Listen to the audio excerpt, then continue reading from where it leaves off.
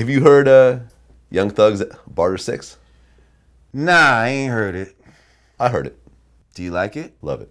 Do you? Love it. Really? I love. Can you understand what he's saying? Most times.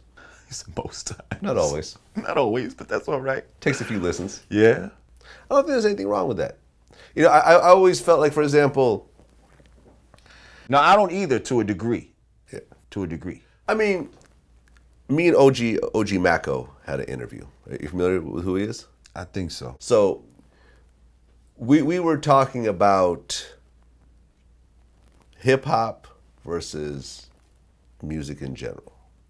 You know, and just about how a lot of times hip-hop creates boundaries for artists that sometimes hold back the music.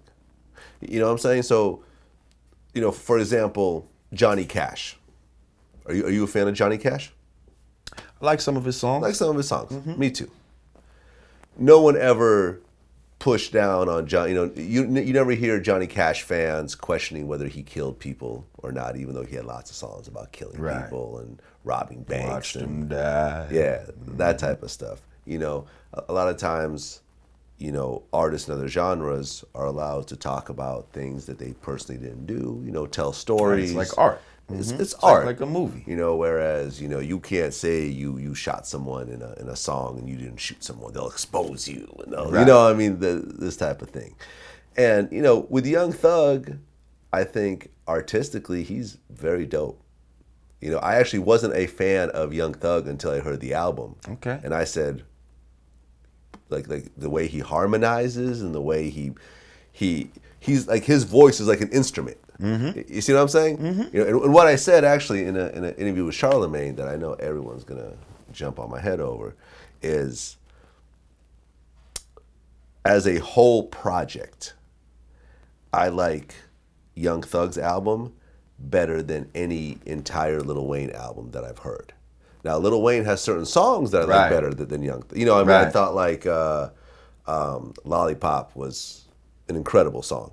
You know what I mean? And, you know, Lil Wayne has other songs that I think are incredible that are better than certain Young Thug songs. Right, but as a whole project, I could sit there and listen to Barter 6 all the way through and really enjoy it. Whereas with Lil Wayne, I got to fast forward, you know, usually half the songs. I'm just not feeling them. What did you think, number one, about him originally calling his album The Carter 6? It was a good publicity move. I just thought, like, okay, he's rolling with Birdman now.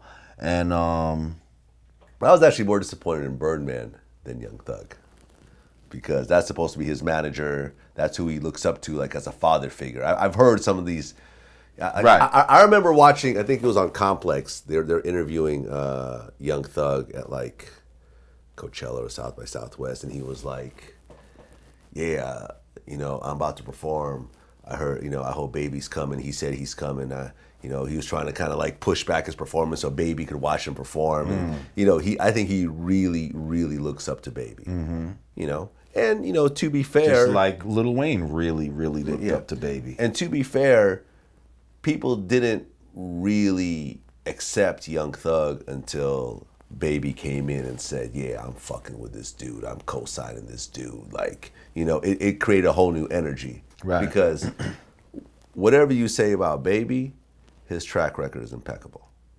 One of the greatest hip-hop track records in terms of putting on other artists of all time. Second only, I think, to Jay-Z. Yeah. Trust me, I've been surprised by some of the artists that he's put his hands into. Yeah, you know. Absolutely. You know, at times when you thought it was completely over for this guy. Right. Everyone left, everyone sued him, whatever, and he continued. Made it work. And he's continuing to do it. Now, Young Thug did only sell like 18,000 copies this first week. Uh-oh. Billboard charts compared to like the 350,000 or so that Kendrick sold. Or the, that's not nice. Or the 500,000 that J. Cole sold or whatever else. Granted, this is his first album, whereas these guys have had multiple albums. Still, you got a lot. You got that type of promotion out there. You got that type of name out here in the streets where niggas know your name right against Kendrick and a such and such. Like, You should have been doing big numbers. What the problem is? No big singles of his own. That's one thing. Okay. I think that's probably the main thing. So why'd you release the album without good setup? But then again, Kendrick has no big singles, and I'm starting to hear that King Kunta. Try to cut the legs off him. Yeah. Taking no losses. Uh-huh. And J. Cole didn't really have any. He just dropped the album just out of nowhere. Yeah, but great album, by the way. Yeah, J. Cole's a bad motherfucker, man. I can tell you the one thing about Young Thug that I actually kind of really respect as he did his campaign and so forth is that he was one of the few people that went after Lil Wayne and said, "Yo, I want that spot."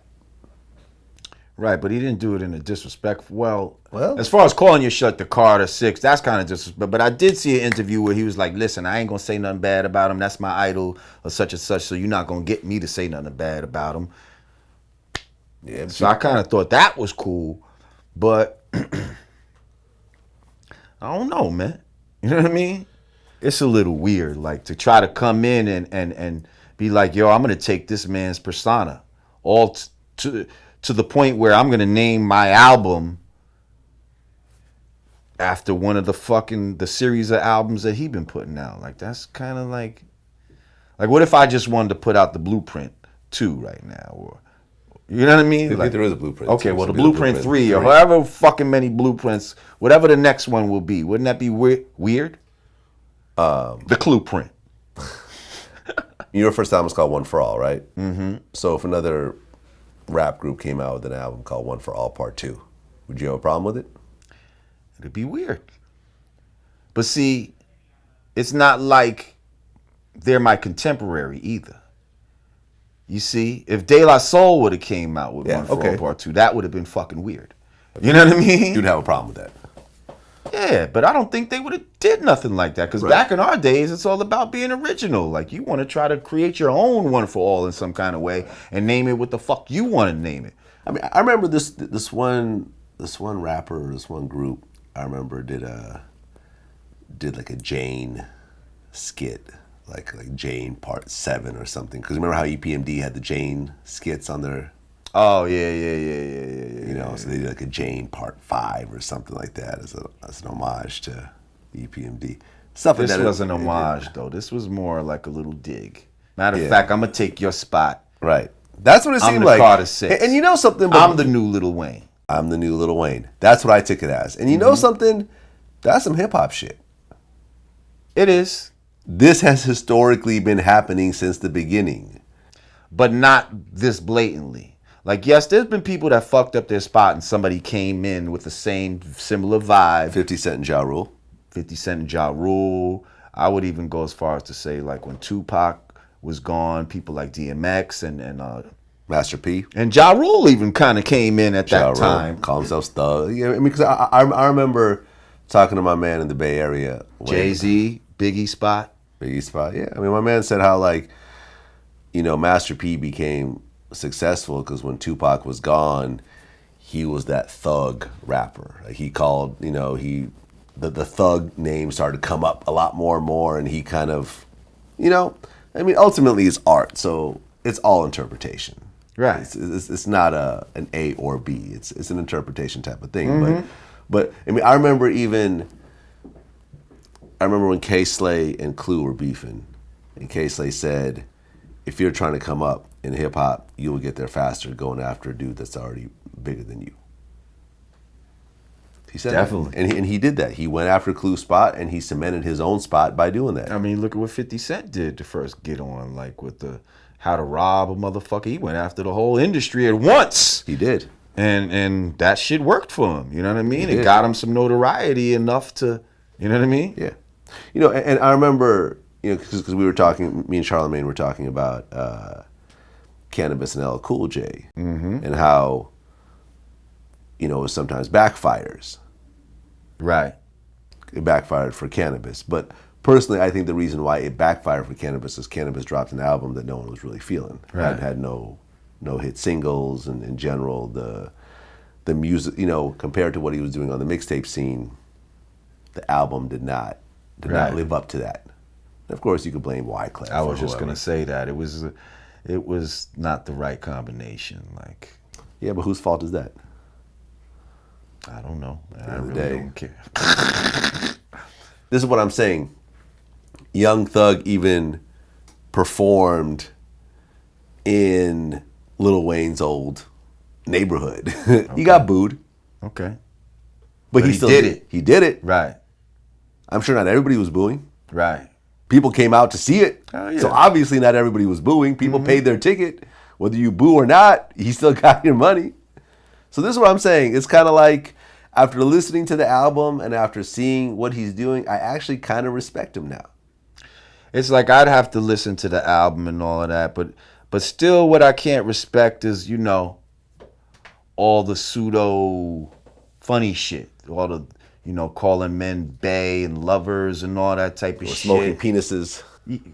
Come on, man. So your music could be good or whatever, but I can't fully co-sign you if that's the type of shit that's coming out your mouth or going in your mouth. Right. You know, he actually announced that he was engaged to a woman. Okay.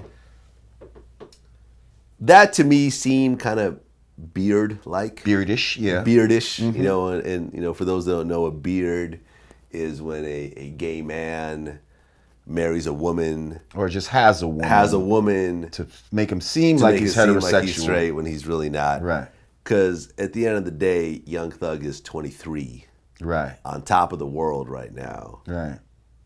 Getting married right now is really not the move for someone in that position. It just isn't. Nope. It just is not. His first album. You know, the J. Cole thing kind of makes sense a little. He's like 3-4 albums in and he's established. And if this is his high school sweetheart and whatever else. And okay, yeah, I kind of get that. But it seemed a little beardish to me. You know, I'm getting married in 23 of my first album, man. Yeah. Go back to my first album, I was beasting. Yeah. That just seems a little, you know, it's like you hear motherfuckers saying shit, all right, well, let me put this out there so motherfuckers will stop saying this. Like, listen, I don't know what these motherfuckers is doing behind closed doors. You know what I mean? But I'm just saying, like, all of that shit of trying to represent certain shit and put certain shit out there and put it into the lexicon or the language of, you know, like that shit gotta stop, man. Like, that shit gotta stop, man. Fuck that bullshit. For real. But I might give it shit. You said this shit is good. I'm gonna give it a listen just to know what's going on out here. You know what I mean? I was hearing that the Young Thug was trying to approach him after the show and stuff like that. That they was trying to roll up on him. You know, because Lil Wayne was speaking out against Young Thug. I'm not sure exactly what happened. I'm just looking at people tweeting about it. And you know, Young Thug is a blood. And, you know, I've talked to other gangsters about this, and they're like, no, he really about that shit. You know what I mean? He's not just playing it up for no reason. Like, he really about that. So it's, you know, you got this kind of interesting type of dichotomy with this guy where, you know, he's wearing a dress and one moment, the next one he's throwing around red rags and, you know, talking about blood shit and so forth.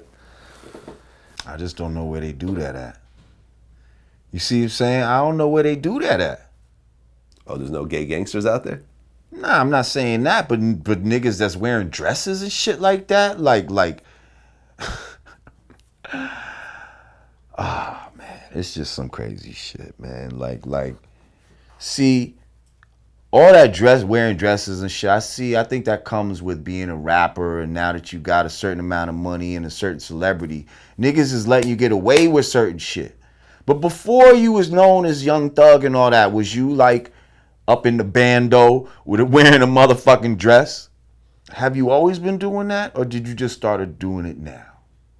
These are some of the answers, things that need to be answered. Because I can almost guarantee you they ain't been doing that shit.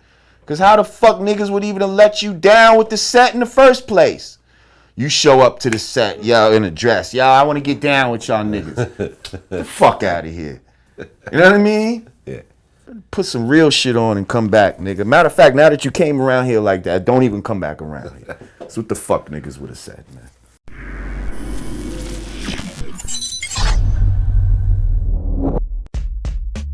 good thing about that group situation is it was a time where people only thought it was 2 Migos. Right. You know what I'm saying? Because Takeoff and Quavo was holding it down. And they was putting away money for Offset. I would have to say maybe 5,000, because you gotta remember in TT Boy's career, he was able to do 100% of black girls and 100% of white girls. Whereas in my case, I'm limited to 100% of the ethnic women